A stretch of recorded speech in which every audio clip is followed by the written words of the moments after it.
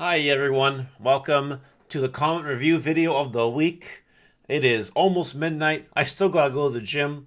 We're gonna fly through some YouTube comments today that I really enjoyed, and we're just gonna get started. If you want to be in this video every week, leave a comment. You might get in there. Magnus V OS. For the price of a Tim Hortons coffee, you too can be a Mars Game World member. Yes, you can. I started with a shameless plug. Be a YouTube member. We're almost at 100. That would be really cool. And it literally is the price of some Tim Hortons coffees. It's true. We have Super Chuck Norris, man, also a member. Is it smart to buy cheap alt-arts and hope they go up? The answer is in some cases yes. Because some alt-arts are doomed to fail forever.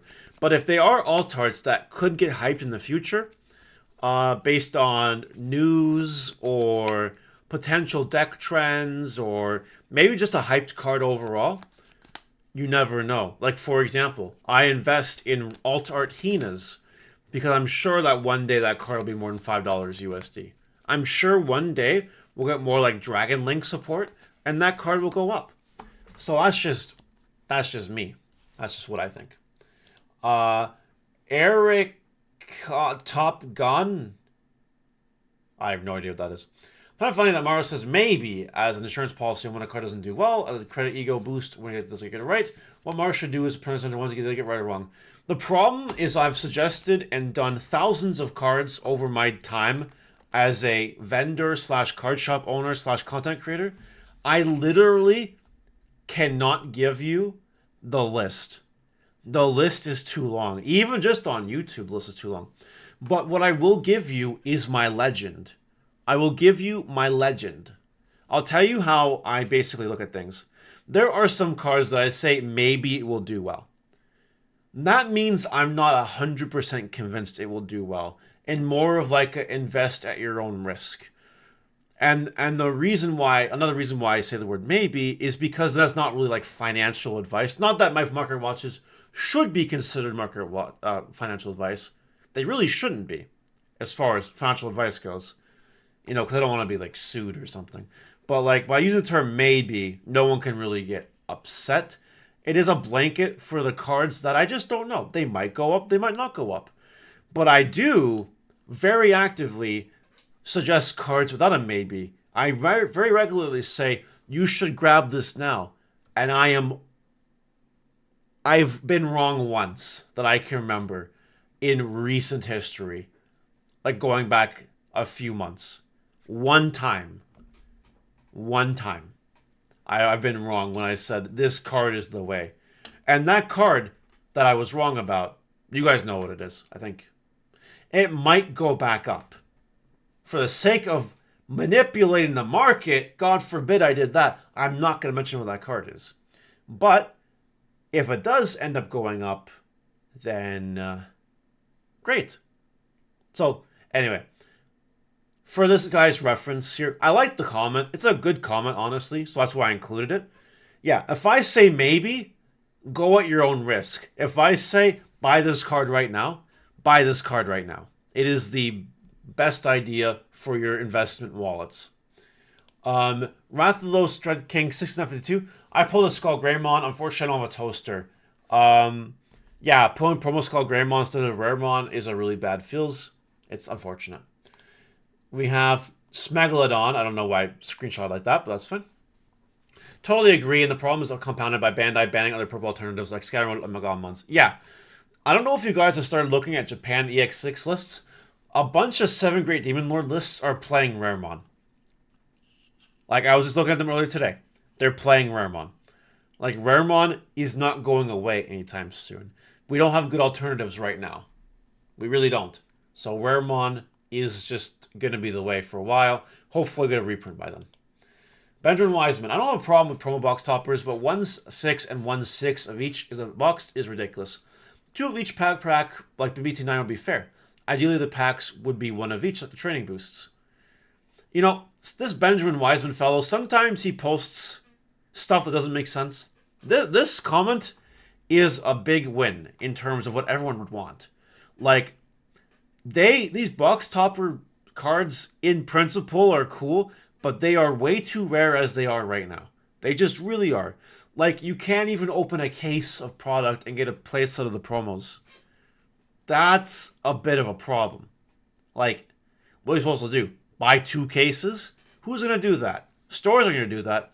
Is the average individual going to buy 2 cases to try to pull a playset of promos? No. So they're stuck buying the promos if they're good. And the problem is the ones that are good, there's just too few of them. So anyway, the promo problem video, I think, shed a lot of light on the problem. A lot of people agreed that what Bandai is doing with promos is ridiculous. Hopefully they take some feedback and fix it for the future, though I'm sure we'll be back to it at some point. I just feel it in my bones.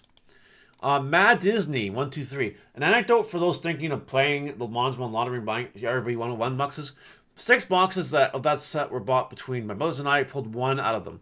We could have been extremely unlucky, and RB01 has the most consistent rares in any set. I know people are buying boxes for RB1 because people are like telling me they're buying them. And I see messages like, "Oh, bought 2 boxes, pulled 2 Mons. Thanks, Mario." And also the same, the opposite happens, right? People aren't buying them. It is a lottery. Again, it's a maybe you'll make money because you don't know until you open the box and find out. There's literally no way to know until you know. That's why terms like maybe work for some of these things. I'm not saying you're guaranteed going to pull profit on RB1. I did not say that. I said if you pull a Monzemon, you'll profit. I don't know why I'm talking about the maybe so much. It is a good comment. And this is true. It is as true as it gets with RB1. Mox Moonstone. I'm surprised there is no essay, but a YouTube member now. That's great. Divas aren't even good against Numemon. If the Numemon player knows what they're doing, it's like a pretty even matchup. Good.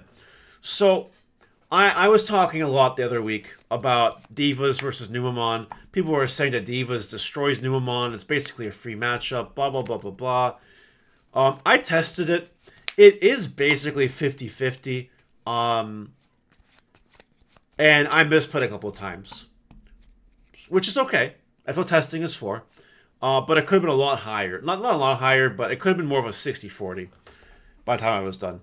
Anyway, yes, Diva does possess annoying threats sometimes, but it's really not that hard. Like, it's really easy to just control their board and do their things. Monsmon X is a really good card.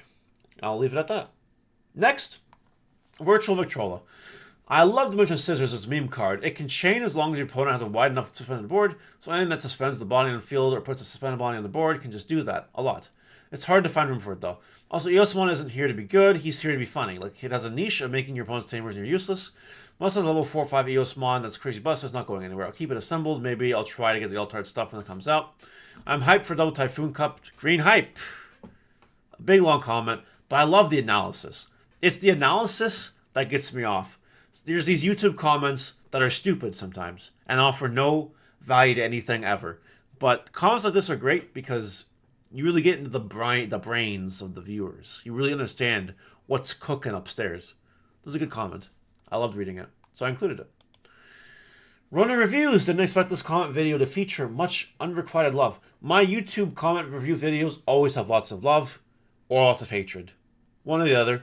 Sometimes both. Colt Phil, Mar, being a Patreon member, will there be additional benefits to have both, or will it be the same time post videos, etc.? Also, at the time of this video, it is not active for me to join the membership.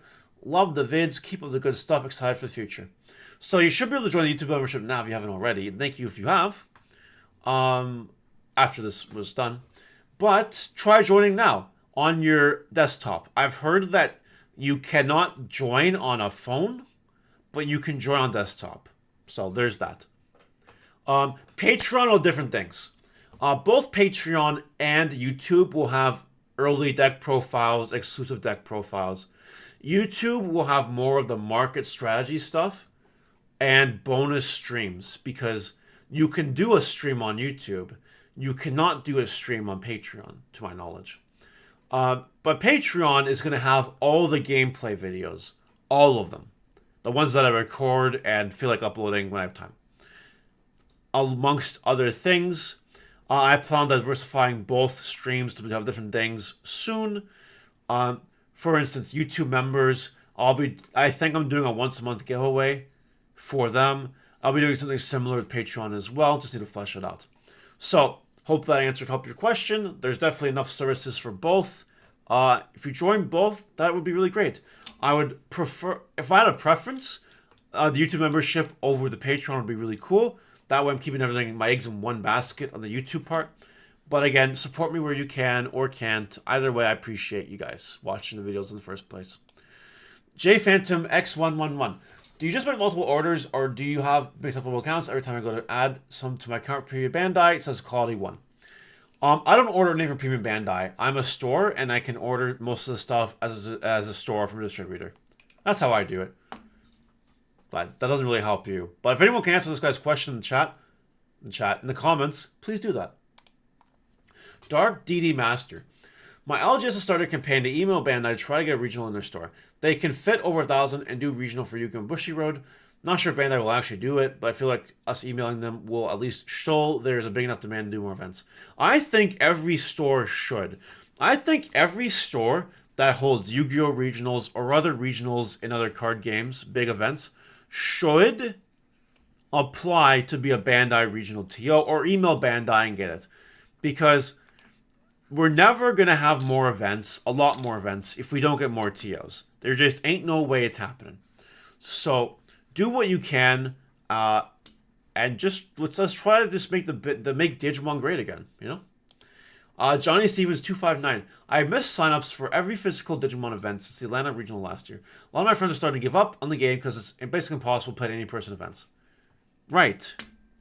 And you know what would help that? Bandai, more in-person events with higher caps. Just do it. Just do it.